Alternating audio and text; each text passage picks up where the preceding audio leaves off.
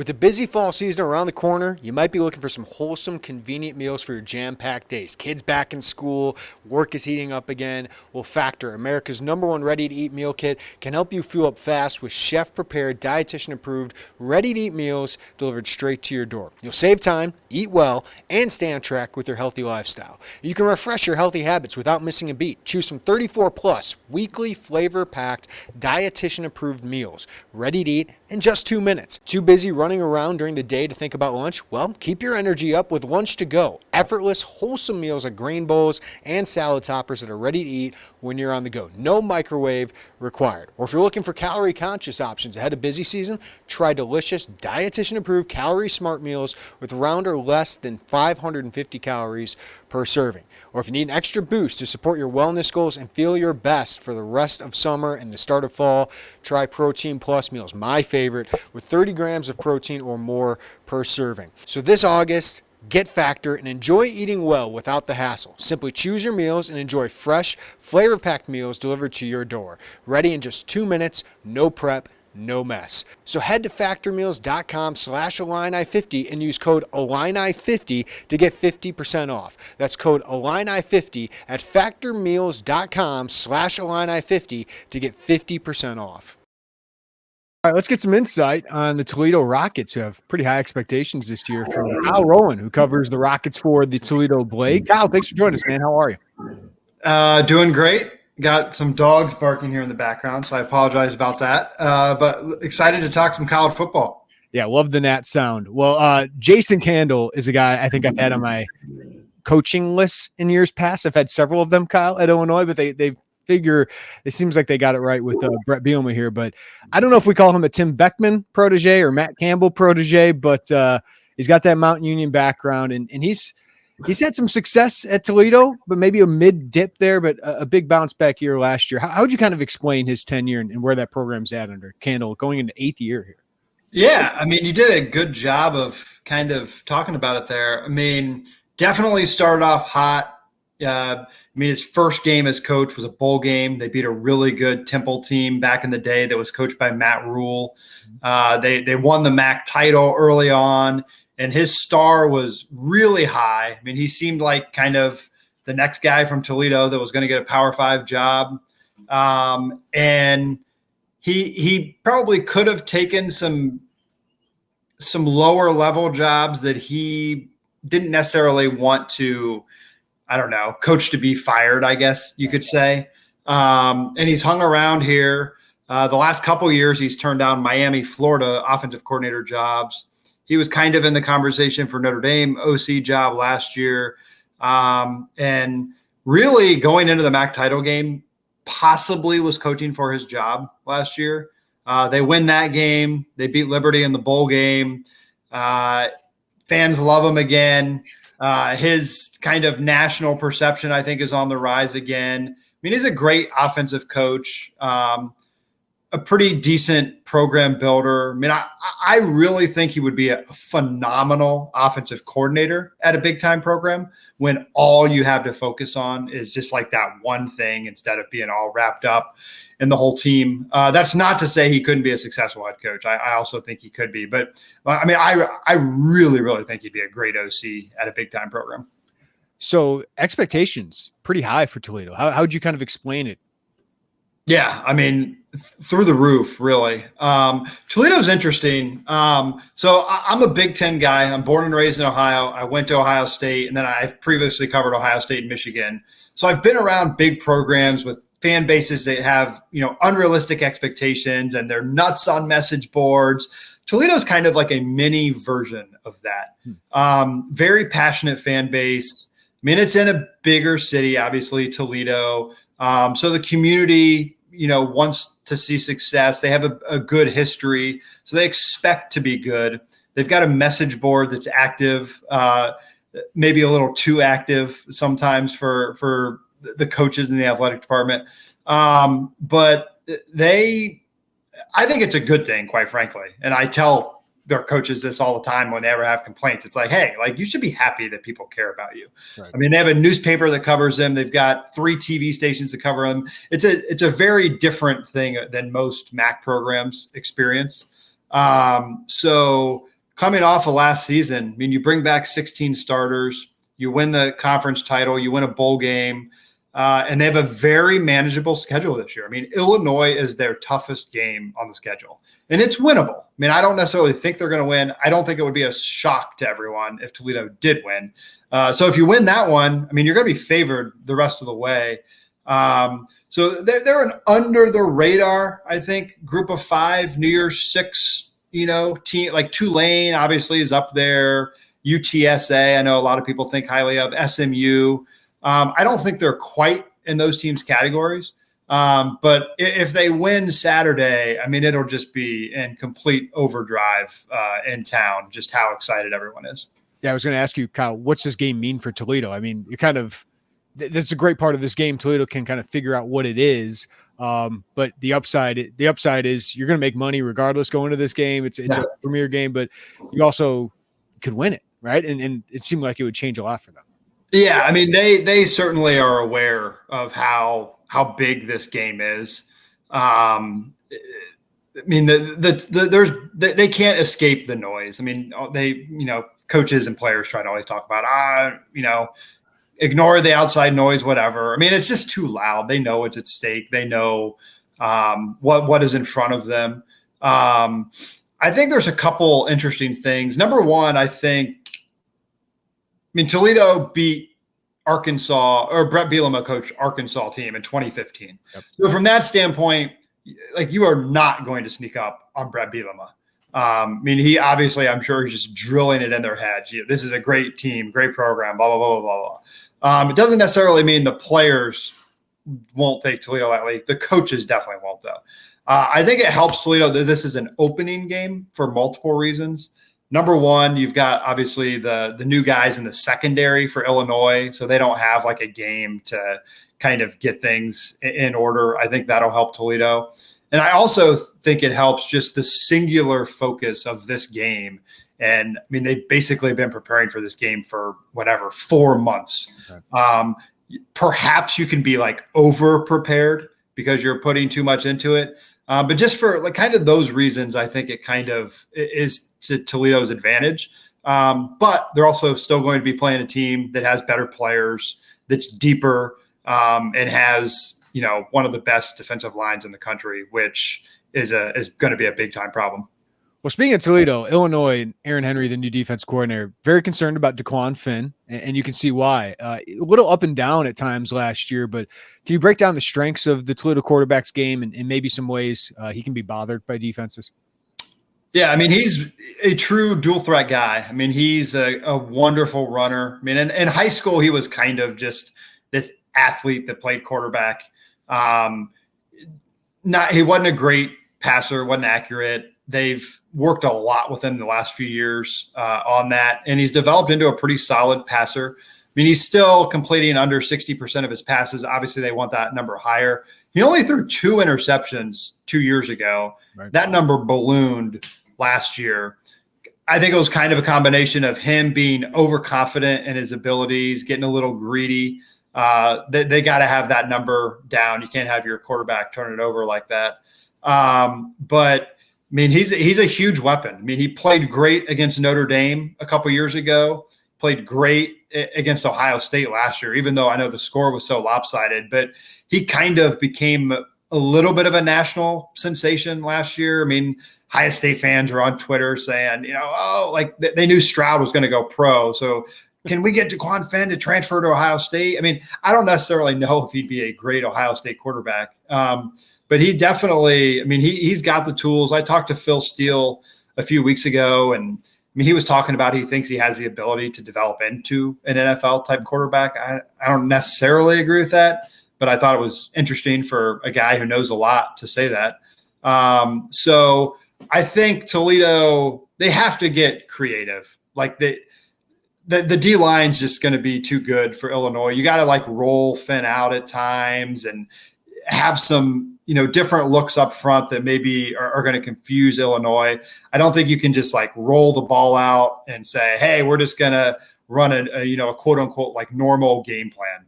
That they're going to have to get creative. But I talked about Finn not being as accurate maybe as they would want. He does have a knack for making big plays and making big completions when they need them.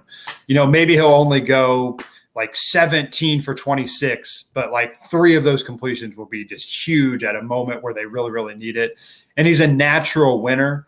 I just think that gets a different mindset for players. I mean, he was incredibly successful in high school, won a state title, and that's kind of translated over to college now. Obviously, they won the MAC title last year.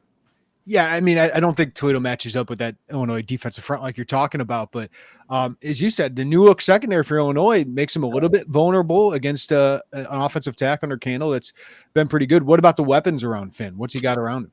Yeah, so one, I mean, I think the first quarter becomes a very important time for Toledo. I mean, anytime you're the underdog, you want to get up early. I don't think they want to play from behind in this game, but I would attack Illinois' secondary early and often and just see, what is there. Jawan Newton, the brother of Johnny Newton, which I'm sure will be mentioned about 500 times on the broadcast. Yep. He's probably Toledo's best receiver. Devin Maddox, another guy. I think they're similar. I mean, they're somewhat undersized, but they're speedy guys. They know how to get open. I mean, they can be vertical threats, but they can also go across the field and also make plays. Kind of maybe get some yards after catch type of players. Eric Holly is a kind of a bigger guy. He hasn't really played much, but kind of showed out in camp at times. Junior Vandeross is another guy who hasn't played a whole lot that I know the coaches are very, very excited about. And then if I can go to running back too, I know you might talk about that. Jaquez Stewart is a really, really fast guy. Had some ball security issues at times last year, which isn't ideal if you're a running back. But they're very excited about him. And then Penny Boone, they kind of have a 1-2 punch. Penny Boone's a Maryland transfer. He was a little out of shape last year, kind of heavy, didn't have a great yards per carry average, but he slimmed down this year. He's matured, and they seem to think he's in the right headspace and it'll be a pretty big contributor this year. I want to take a minute and tell you about Homefield. They are a premium collegiate apparel brand based in Indianapolis. They emphasize their commitment to creating incredibly comfortable, officially licensed apparel with vintage college designs. They feature a growing collection of over 150 plus colleges to choose from, including, of course, the University of Illinois. Homefield designs are super unique, guys, because they delve into the archives and history of each school, including Illinois, and these unique logos and iconic moments create thoughtfully designed apparel. So if you go to homefieldapparel.com, you can see the 80s Illini football helmet that so many like, Flying Illini logo, the Illinois basketball logo from the 2004-2005 Illini team. The script Illini is there. And you guys, these are the most comfortable shirts. And that's what I love about Homefield Apparel. You get the comfort, but you also get authenticity and nostalgia. So I'm telling you guys, give their site a look. It's not the typical Illinois gear you usually see. You can find them at homefieldapparel.com, where you can see their collection of colleges available. And guess what? Our listeners at Illini Inquirer get 15% off their first order with discount code Illini23. Again, 15% off your first order at homefieldapparel.com with discount code Illini23. So, as you go to Illinois football games, get ready for the Illinois basketball season, Homefield Apparel is the perfect apparel to get you ready for the upcoming season. So check them out at homefieldapparel.com. I'm very excited to announce a new partnership with Underdog Fantasy. We decided to partner with Underdog because it's the easiest place to play fantasy sports. It's also the fastest growing fantasy app in the industry. Underdog Fantasy has a lot to offer, including their Pick'em game. In Pick'em, you pick whether your favorite players will have a higher or lower stat total in this week's game for a chance to win big. It's so easy to play. Just pick 2 to 5 stats of your favorite players and choose whether they'll go higher or lower. You can more than 20 times your amount of money by going 5 for 5. They also have a Best Ball Mania. If you think you know football, you got to check this one out. This year's Best Ball Mania has $50 million in total prizes up for grabs, with the winner taking home $3 million. So sign up today with promo code Illini and get your first deposit doubled up to $100. Visit UnderdogFantasy.com or find them in the App Store. And don't forget to register with my promo code Illini to get your first deposit doubled up to $100. You must be 18 plus and present in a state where Underdog Fantasy operates. Terms apply. Concerned with your play? Call 1-800-522-4700 or visit ncpgambling.org. Toledo's defense was really good last year, but they have some pieces to replace up front. And again, when we're talking about a Brett Bielema, now Illinois team, kind of mirrors what Iowa and Wisconsin have done. That's the strength of Illinois' offense is their offensive line. So what do you make of the defensive front for Toledo? Yeah, I mean, it would have been Illinois maybe overall was a better team last year, but this would have been a more interesting matchup last year because Toledo's D-line was so good. I guess Illinois had Chase Brown. But anyway, I mean, Daquan Johnson, they lost him. They lost Jamal Hines. Nate Jivhan was another guy who did a lot. I mean, Hines and Johnson alone, I mean, just the amount of tackles for loss and sacks they got the last couple of years, I mean, it was pretty impressive. I mean, they were just so disruptive in the backfield and just right at the line of scrimmage. It's going to be hard to replace them, and they're going to have to be replaced by committee. Like one guy isn't going to step in and all of a sudden kind of get the numbers they were able to produce. I think Darius Alexander's a big candidate to have a breakout year. He was a backup last year and kind of flashed at times. Judge Culpepper is a Penn State transfer. He's been at Toledo a couple years. Really solid, smart player. You just kind of know what you're going to get out of him. Terrence Taylor is a kind of an edge rusher who missed all of last season, but he was really good 2 years ago. So they're hoping, if he's fully healthy, that's almost kind of like having a starter back, even though he missed last year. But that matchup, I think that's going to be a really tough matchup. I mean, Illinois' got a good line. They're going to be able to just go after Toledo, I think, at times. The thing about the Notre Dame game 2 years ago, which I don't know how much Illinois fans remember that. I mean, Toledo should have beat Notre Dame. And the thing that was just so incredible, like watching that game, is Toledo's defensive line just dominated Notre Dame's offensive line. I mean, it was almost as if they changed uniforms and Notre Dame's players were in Toledo uniforms. That's just not going to be the case on Saturday. I mean, Toledo's missing some of those guys who were on that team the last 2 years. And Illinois' line, I think, will be much better than what Notre Dame had a few years ago. It's amazing to say, but Brett Bielema has done some work the last couple years with that offensive line. The back seven, though, this is a great test for Luke Altmeyer in his first start against an FBS opponent, because that Toledo back seven looks pretty legit. Yeah, I mean, they have an All-American, which is crazy. I mean, you don't get many All-Americans in the MAC, and you certainly don't get many that stay in this era. So people were surprised that Quinyon Mitchell, great cornerback from Florida too, did not transfer. And then on the other side, Chris McDonald, I mean, he's really, really good, all-MAC guy as well. You got Maxon Hook, a really good hard-nosed safety. He's just, I don't know, a chip on the shoulder type of guy that just loves contact and kind of is just always around the ball. Dallas Gant, a linebacker transfer from Ohio State. I think he's kind of the heart and soul of the defense almost in a way. He's just really intelligent player. He's a great leader. He was one of the leading tacklers nationally last year. So yeah, I mean, linebacker secondary, I think is a really solid. I think Altmeyer is kind of the wild card in this whole game. Yeah. I don't know if anyone really knows what they're going to get. I mean, I think he could be a stud, and I think he could be like, hey, this is his first start at Illinois, and maybe he just plays so-so. So, I mean, the way he plays will impact, the outcome of this game significantly. So what are the keys, Kyle, to Toledo pulling off this upset? Because Illinois fans kind of accustomed in the last decade or so of a MAC team being able to upset them. The last team they played, Eastern Michigan, in 2019, came in and upset them. So what's the key to Toledo, the MAC champion, pulling this off? Yeah, I mean, some of them are just like boilerplate football things. I mean, turnovers. I mean, Toledo can't come in and turn the ball over 3 times and expect to win. I think that'd be difficult. They're going to have, big explosive plays. I think they need to get up early. Playing from behind, just not a good situation. I mean, it's a night game. People are going to be excited. I think there'll probably be a pretty good crowd there. A lot of excitement around Illinois right now. So those things I think are really important. I think Daquan Finn kind of has to be like the MVP of this game if Toledo is to win. Maybe that goes without saying. He's like the quarterback, but still, I think he needs to make some kind of highlight plays. They got to somehow figure out a way to neutralize Johnny Newton and the other guys on that defensive line.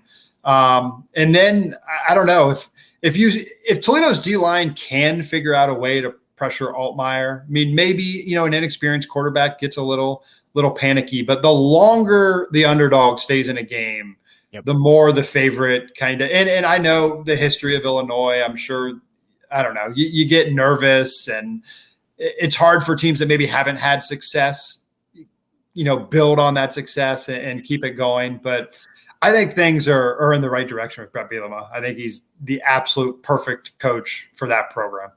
Yeah, it's a great test for both teams, for Toledo to see if they can be that group of 5 sneaky team, for Illinois to see if they can sustain it, something they've struggled to do over the last 30 years or so. Well, Kyle Rowland, Toledo Blade, really appreciate the insight. Enjoy the trip to Illinois, man. I'll see you on Saturday night. All right, sounds great. Appreciate it.